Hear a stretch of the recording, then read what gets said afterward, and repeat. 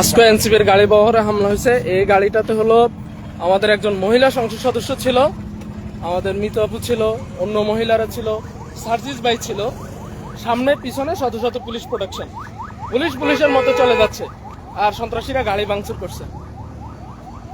এমনকি পিছনে আমাদের এমপি মহোদয় ডক্টর আতিক মুজাহিদ স্যারের গাড়ি ছিল। তো সংসদের হলো কি স্টিকার লাগানো এই গাড়িটাতে হামলা করতেছে, যেখানে সংসদ সদস্যরা আসলে নিরাপদ না। দুইজন সংসদ সদস্য এই বহরে, সংসদ সদস্যরা যে জায়গায় নিরাপদ না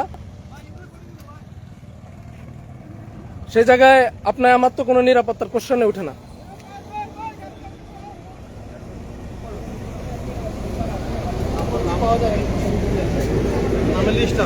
একজন দলের তো সাধারণ মানুষ তো আমাদেরকে আজকে কথা হয়েছে, উনি সব সাংবাদিক বলা হয়েছে। আরে ভাই আপনি বিএনপির কথা কিসের কথা রাখি?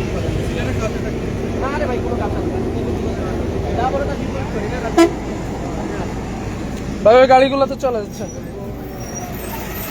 তো এইভাবে আসলে দেশকে যারা অস্থিতিশীল করতেছে আর বসে বসে শান্তির বাণী শোনাচ্ছে, আমার মনে হয় না বেশি দূর এটা কন্টিনিউ করতে পারে। বাকিটা আপনাদের উপর।